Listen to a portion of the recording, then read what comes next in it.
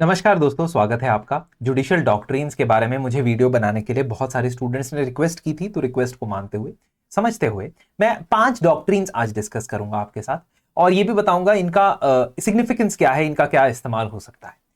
Before starting I would like to pay my tribute and condolences to the people who lost their lives in the Pahalgam terror attack. I hope जो government है, जो सरकार है और जो हमारी सेना है वो इसका मुंह तोड़ जवाब दे, जल्द से जल्द दे और रिटेलिएट करे फटाफट से।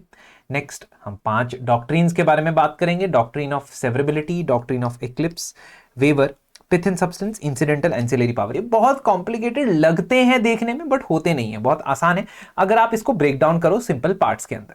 सबसे पहले हम 2 डॉक्ट्रिन समझेंगे, डॉक्ट्रिन ऑफ सेवरेबिलिटी और eclipse. Before I start a reminder, prelims महीना भर दूर है और अगर फटाफट से रिवीजन करना चाहते हो रैपिड रिवीजन कोर्स में एनरोल कर सकते हो ईमेल आईडी या नंबर पे संपर्क करके। डॉक्ट्रिन ऑफ सेवरेबिलिटी सबसे पहले ये समझते हैं, डॉक्ट्रिन होता क्या है पहले ये समझते हैं। डॉक्ट्रिन का मतलब है एक तरीके का प्रिंसिपल, एक तरीके का सिद्धांत जिसके आधार पे, जिसके बेसिस पे जुडिशरी अपने फैसलों पर आ सकती है, जुडिशियल आउटकम्स को डिसाइड कर सकती है।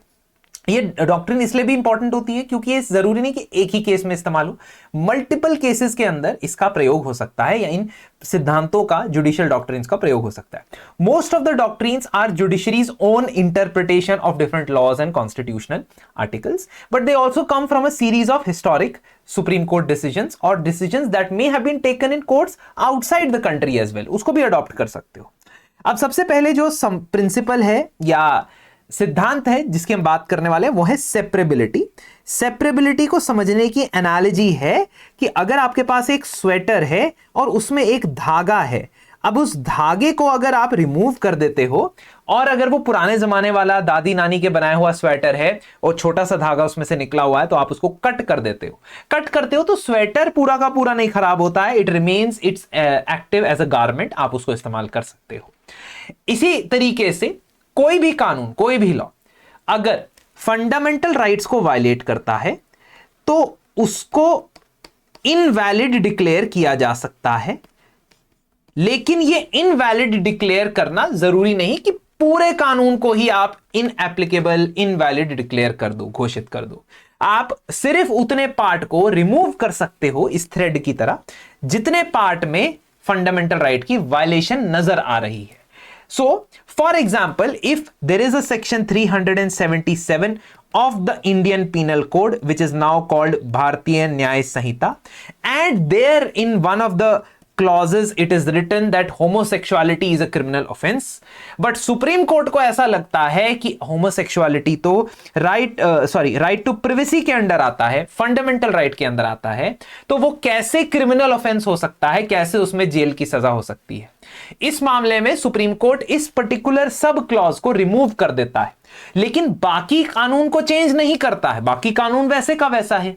इनफैक्ट 377 के अंदर एक और क्लॉज था जो कहता था कि बेस्टियलिटी यानी कि सेक्सुअल असॉल्ट और sexual contact with animals, that is a criminal offence, तो वो रहा क्रिमिनल ऑफेंस, वो चेंज नहीं हुआ, ठीक है, that remained. So the remaining act is also there, the remaining section is also there, only that much portion which violated the fundamental right was removed out, taken out. That is called doctrine of severability और separability. इसका एक और बेहतरीन example आपको मिलता है जब हम बात करते हैं किहोटो हुलाहान केस की। ये केस क्या है, आपने एंटी डिफेक्शन लॉ के बारे में पढ़ा होगा, सुना होगा, देखा होगा। अगर नहीं देखा है तो please one of the videos I have discussed anti defection law, sleepy classes search करके ढूंढ सकते हो। अब इसमें क्या होता है कि एमएलएज या एमपीज को डिस्क्वालीफाई किया जा सकता है अगर वो चुनाव जीतने के बाद अपनी पार्टी से इस्तीफा दे देते हैं। अब इस पर्टिकुलर क्लॉज में डिसीजन जो होता है एंटी डिफेक्शन का और प्रोसीडिंग्स जो होती हैं वो सदन के अंदर, हाउस के अंदर कंडक्ट की जाती है, जिसमें या तो स्पीकर या चेयरमैन, डिपेंडिंग अपॉन कौन से हाउस के अंदर ये हो रहा है, फैसला लेते हैं। अब इस पर्टिकुलर एंटी डिफेक्शन लॉ को संविधान में ऐड किया गया था, 10th शेड्यूल में ऐड किया गया था by the 52nd constitutional amendment act of 1985। अब संविधान में ऐड करने वक्त एक पैराग्राफ उसमें डाला गया था जिसका नाम है पैराग्राफ 7। ये पैराग्राफ 7 में यह लिखा गया था कि अगर कोई भी फैसला लिया जाता है स्पीकर या चेयरमैन के द्वारा, और जो भी प्रोसीडिंग्स चल रही है सदन के अंदर, they cannot be called in question in any court of law, और ना ही उसके रिगार्डिंग आप कोर्ट में रिट फाइल कर सकते हो या कोई अपील फाइल कर सकते हो। अब जब आपने ऐसा किया है तो आपने सुप्रीम कोर्ट की स्पेशल लीव पिटीशन सुनने की पावर को रिस्ट्रिक्ट करने की एक तरीके से कोशिश की है कि सुप्रीम कोर्ट किसी भी मामले में सुनवाई कर सकता है, या अगर इसको भी भूल जाएं तो हाई कोर्ट की 226 नंबर आर्टिकल में जो रिट इशू करने की पावर है उसको भी आप रिस्ट्रिक्ट करते हो। अब ऐसा करते हो तो इसके लिए संविधान ये बहुत क्लियरली बताता है कि अगर आप सुप्रीम कोर्ट या high courts of the states की पावर को बदल रहे हो, चेंज कर रहे हो, तो उस संदर्भ में, उस केस में जब भी आप संविधान बदलोगे, whenever you will change the constitution to do that, you will have to take the consent of 50% of the states. अब क्योंकि ये चीज फॉलो नहीं की गई थी in the case of the 52nd constitutional amendment act, the supreme court could it have removed the entire act? No. Supreme court ने क्या देखा कि सिर्फ इतने वाले के लिए परमिशन चाहिए थी, पैराग्राफ 7 के लिए स्टेट्स की परमिशन चाहिए थी, तो उसने सिर्फ ये पैराग्राफ 7 को अनकॉन्स्टिट्यूशनल ठहरा दिया कि अब ये वाला पैराग्राफ 7 एप्लीकेबल नहीं, because you did not take the consent of 50% of the states before modifying the powers of the Supreme Court or High Court. इसीलिए इंपॉर्टेंट हो जाता है सेवरेबिलिटी या सेपरेबिलिटी को इस संदर्भ में समझना। क्लियर है? आई होप क्लियर है। नेक्स्ट जो डॉक्ट्रिन है वो तो थोड़ी ज्यादा समझने वाली है, इसलिए ध्यान देना पड़ेगा आपको। इस डॉक्ट्रिन का नाम है एक्लिप्स, और डॉक्ट्रिन ऑफ एक्लिप्स जैसे कि हिंदी में अगर आप उसको समझोगे तो वो होता है कि एक ग्रहण लगा है। जब एक्लिप्स या ग्रहण लगता है, whenever there is an eclipse, the celestial body sight is lost, उसको आप नजर नहीं आती है आपको वो सेलेस्टियल बॉडी, या थोड़ी देर के लिए छिप जाती है। अब जब ऐसा होता है, whenever that happens, you know it's a temporary provision, whenever the bodies will move accordingly it will be visible again, वो दोबारा विजिबल हो जाएगा। इसका मतलब चीज डॉर्मेंट हो जाएगी लेकिन मरेगी नहीं, डेड नहीं होगी, चीज छिप जाएगी लेकिन खत्म नहीं होगी। इसी को डॉक्ट्रिन ऑफ एक्लिप्स कहते हैं। इसके लिए आर्टिकल 13 के बारे में समझना जरूरी है। आर्टिकल 13 कहता है कि pre constitutional enactments will also become void as soon as constitution comes into picture, as soon as constitution is applicable.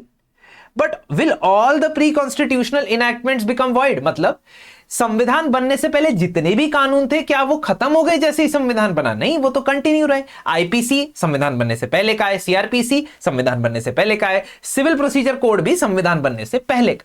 तो फिर कौन से कानून एक्लिप्स में चले जाएंगे, कौन से कानून डॉर्मेंट हो जाएंगे? जी वो कानून जो फंडामेंटल राइट्स को वायलेट करते हैं। तो मान लीजिए कि अगर प्री कॉन्स्टिट्यूशनल कोई कानून है, संविधान बनने से पहले का कोई कानून है 1946 का। अब इस 1946 के कानून के अंदर मैंने ये लिख दिया था that the government of India और the government of a province is going to take over the private transport business. Private transport business को टेक ओवर करना चाहता हूं।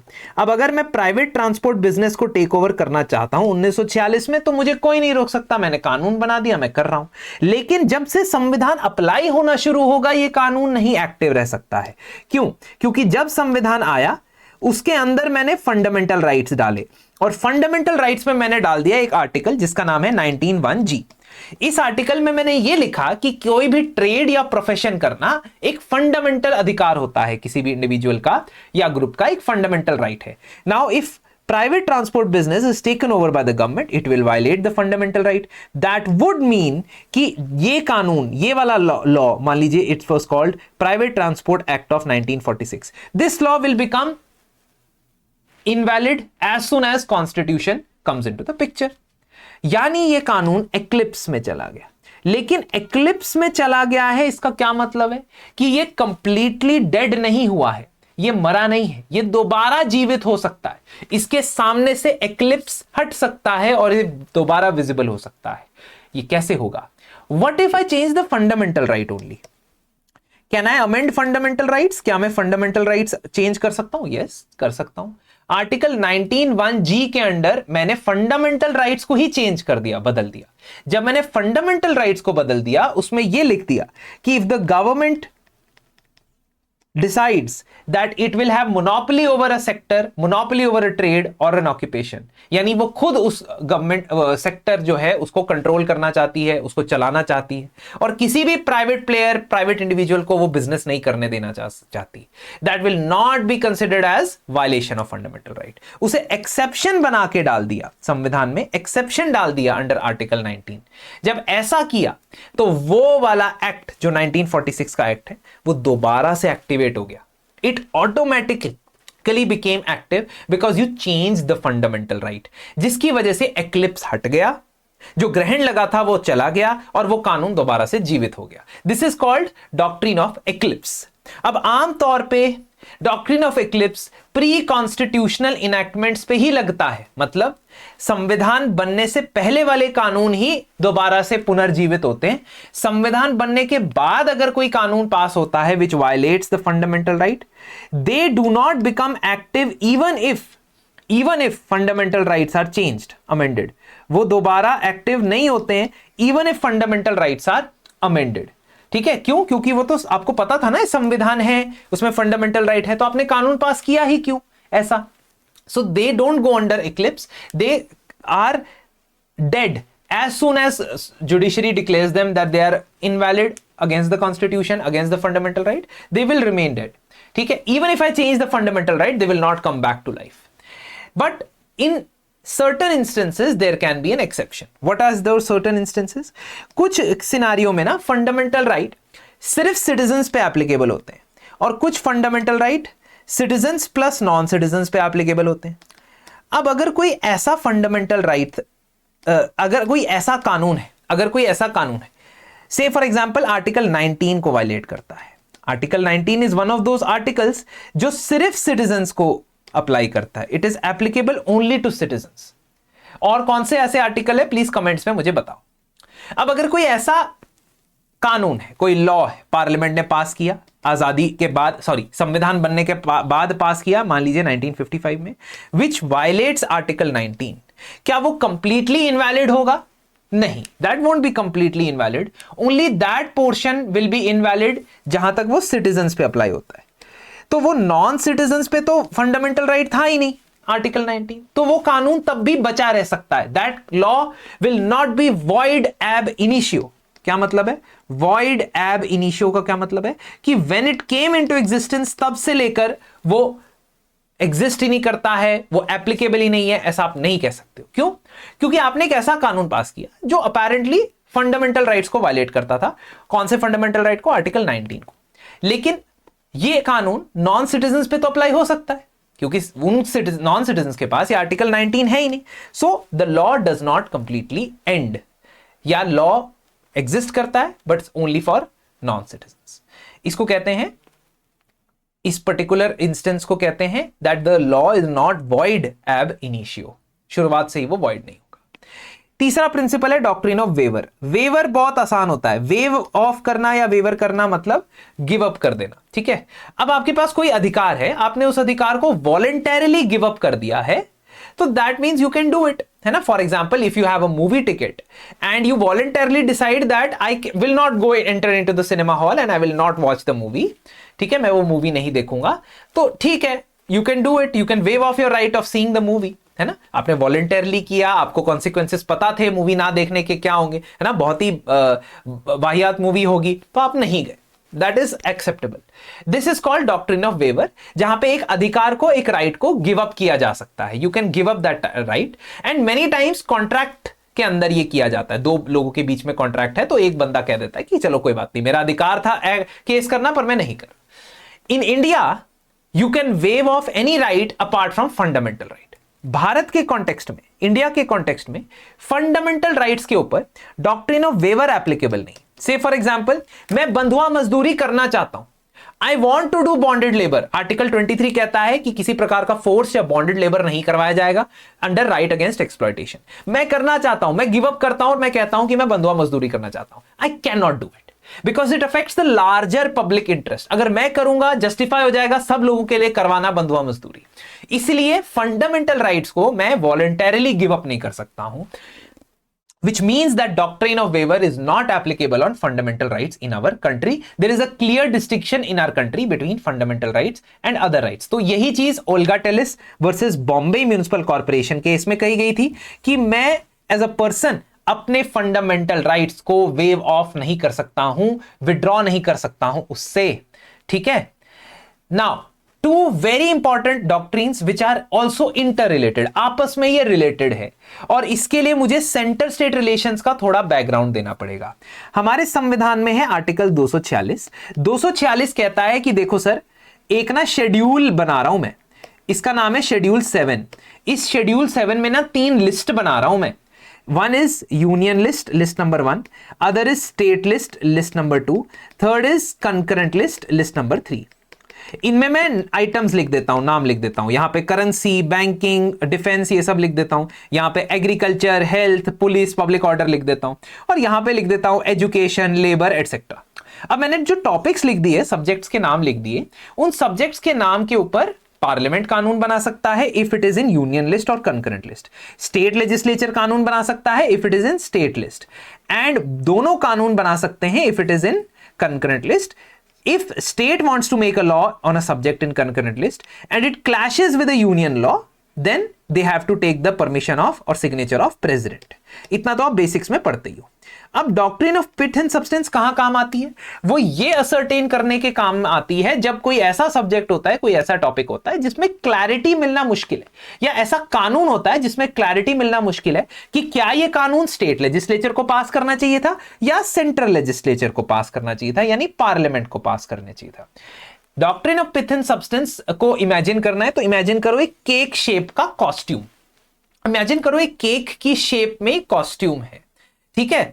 अब मुश्किल यह आती है कि क्या आप, अगर वो एडिबल है, मान लीजिए आप उसको खा सकते हैं, तो कठिनाई ये समझने में हो सकती है व्यक्ति को, कोई एक्सटर्नल ऑब्जर्वर को, कि ये केक है या कॉस्ट्यूम। इसका प्राइमरी पर्पस क्या है, ये किस लिए बनाया गया था? Was it supposed to be a cake which is supposed to be eaten, or was it supposed to be a costume which was supposed to be worn and additionally उसको cake की शेप में बनाया गया है? अब आप ये ascertain करते हो तो उसी तरीके से कानून में, लॉ में, उसका पिथ और सब्सटेंस, यानी कि उसका जो बेसिक ऑब्जेक्टिव है, बेसिक जो उसका इंटेंशन है, बेसिक जो उसका जिस चीज को वो रेगुलेट करना चाहता है, जिस चीज को वो कंट्रोल करना चाहता है, और उसका सब्सटेंस यानी कि उसका कंटेंट क्या है उस कानून का, ये दोनों देखने के बाद ही आप असर्टेन कर सकते हो। Only after seeing both of them you can ascertain whether Parliament should have made the law or whether state legislature should have made the law. For example, 1946 का एक बहुत फेमस केस है, और इस प्रफुल्ल चक्रवर्ती केस के अंदर यह डिसाइड करना था कि क्या बंगाल की लेजिस्लेचर मनी लेंडर्स के ऊपर कानून बना सकती है। बंगाल मनी लेंडिंग एक्ट के अंदर मनी लेंडिंग के ऊपर कानून बनाया गया था। अब money lending used to be in the provincial list, pre independence era में भी लिस्टें होती थी और मनी लेंडिंग प्रोविंशियल लिस्ट में हुआ करता था, इसलिए बंगाल के लेजिस्लेचर ने कानून बनाया। लेकिन सेंटर का ये कहना था, या केंद्र का, यूनियन का ये कहना था कि भाई ये तो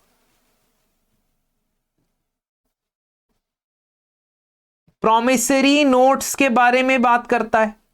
this law regulates promissory notes and their trade.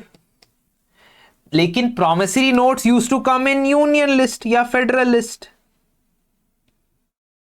तो अब डिस्प्यूट आ गया, एक तरफ कह रहा है फेडरल लिस्ट का सब्जेक्ट है प्रॉमिसरी नोट्स, उसके बारे में कानून में लिखा हुआ है, दूसरी तरफ वो कह रहा है मनी लेंडिंग से कानून है। अब मुझे पूरा कानून पढ़ना पड़ेगा, और ये उसके पिथ और सब्सटेंस को समझने के बाद, यानी कि what was the intention behind the making that law, what are the objects covered in that law, entire law पूरा का पूरा पढ़ूंगा, उसके बाद डिसाइड करूंगा कि कोई कानून किसने बनाना चाहिए था।